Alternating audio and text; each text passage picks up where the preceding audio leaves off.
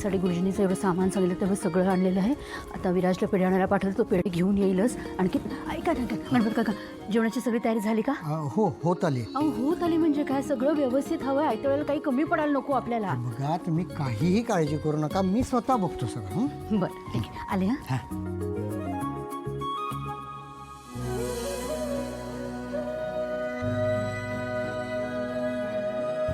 गुरुजी सगळ्या गोष्टी आहेत ना व्यवस्थित?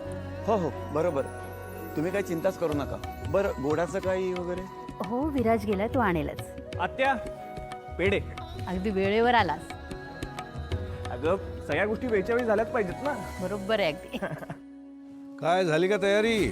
सगळी तयारी झालेली आहे. गुरुजींना बोलवण्यापासून ते पेढे आणण्यापर्यंत सगळी तयारी तुझ्या मुलाने वेळेच्या आधी केलेली आहे. शाबास. तसंही वेळ आणि कामाच्या बाबतीत विराटचा हात कुणी धरलाय का आजपर्यंत? खरंय, पण ज्याच्यासाठी एवढी सगळी तयारी केली, ज्याचा हा कार्यक्रम आहे, तो कुठे आहे? झाला का तयार? लगेच घेऊन येतो त्याला. थांब.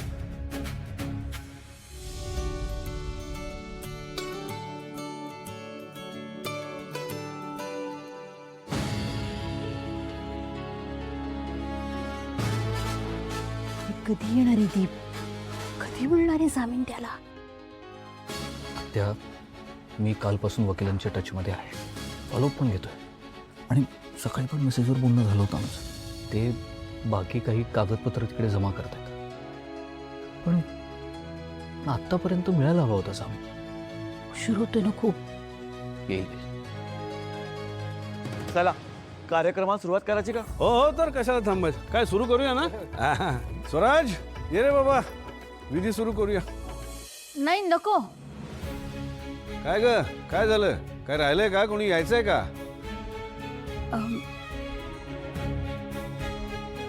अरे दादा, अरे मैत्रिणी यायची माझी. मैत्रीण? कोण मैत्रीण? मी मार्केटमध्ये जाते ना भाजी आणायला, तिथे ओळख झाली होती. तिची मुलं पण स्वराज आणि विराज एवढी आहेत ना, म्हणून निमंत्रण दिलं होतं तिला. आता आपण बोलवायचं एखाद्याला आणि कार्यक्रम उरकून घ्यायचा, बरं नाही ना दिसत. नाही बरोबर आहे, पण मग तिला विचार ना फोन करून, ती येते का ते? हो विचारते.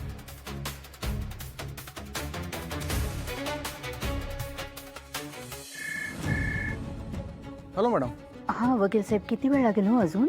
मॅडम जामिनासाठी लागणारी सगळी कागदपत्र मी सबमिट केली आहेत, पण आता पुढची प्रोसिजर होऊन सुटका व्हायला थोडा तरी वेळ लागेल असं दिसतंय. तुम्ही तुमच्याकडनं जरा जास्ती प्रयत्न करता का प्लीज? ते काय आहे, आम्ही सगळेजण वाट बघतो इथे आणि कार्यक्रमाची वेळ पण खूप जवळ आली ना, म्हणून म्हटलं. हो हो, शक्य तितकं लवकर आवरण्याचा मी प्रयत्न करतो. हो थँक्यू. Okay madam. आत्या काय ग, दीप दादा येतोय ना? विराजी काम करशील? हा? तू गाडी घेऊन जा आणि दीपला घेऊनच येतोस का? हो तू टेन्शन घेऊ नकोस, मी जातो. हा येतो. नीट जा. हो हो, तू काळजी कर.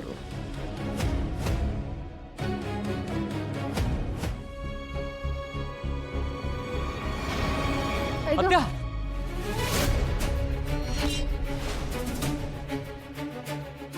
दीपची वाट बघते, मग नाटक करते. मदत कर मला. आत्या आत्या डोळे उघड. सुलो सोका सोका आत्या. सुलो, काय झालं? बहुतेक ब्लड शुगर लो झाली असेल किंवा बीपी हाय किंवा लो झाला असेल. अरे बापरे. एक मिनिट, मी चेक करते. एक काम करा, तुम्ही आत्ता न उचलून सोफ्यावर बसवा. त्या बेशुद्ध पडल्यात. मी एक काम करते, गाडीतून माझी मेडिकलची बॅग आणते, त्यांचा बीपी चेक करते आणि मग त्यांना इंजेक्शन देते. ओके? काय झालं? काय रे? नाही काही नाही. तू तू तू बॅग घेऊन या. ठीक आहे, मी आलेच. मी पाणी घेऊन येतो. एवढे जोरात चिमटा काढलास मला. अरे ती पण नाही सुई, मला भीती वाटते इंजेक्शनची. काहीतरी कर. याचा विचार तू मगाशी आता मला काय माहिती किती सुई घेऊन येणारी आणि इंजेक्शन देणारी म्हणून. आता इंजेक्शन घे. आत्या आत्या आत्या, बरं वाटतं का तुला?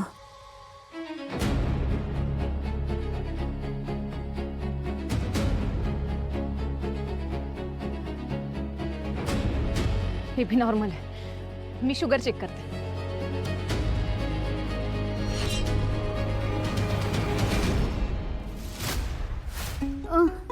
अरे आत्याला बरं वाटतं. आत्याने डोळे उघडले.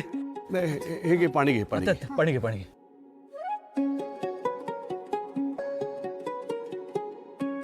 काय ग, बरं वाटतंय का आता? हो. हा काय झालं तुला एकदम? दादा अरे मला कळेच ना काय झालं, एकदम चक्कर यायला लागली, एकदम असं वाटतं घाम फुटतो, असं उकडायला लागलं, एकदम सफोकेट व्हायला लागलं. अरे एसी सुरू आहे आणि कुठे घाम? मला तर दिसत नाही घाम. अरे आलाय, खरंच आलाय, म्हणजे मला कळते ना, म्हणजे मला एकदम असं वाटलं की घाम फुटतोय मला एकदम आणि धडधडतं एकदम. काही होत नसेल ना दादा मला? अरे बघ तू ना कार्यक्रमाचं खूप टेन्शन घेतलेलं दिसतेस. तू सकाळपासून काही खाल्लं नसेल म्हणून शुगर लो झाली असणार तुझी. तू असं कर, तू थोडंसं खा आणि स्वस्थ बस जरा.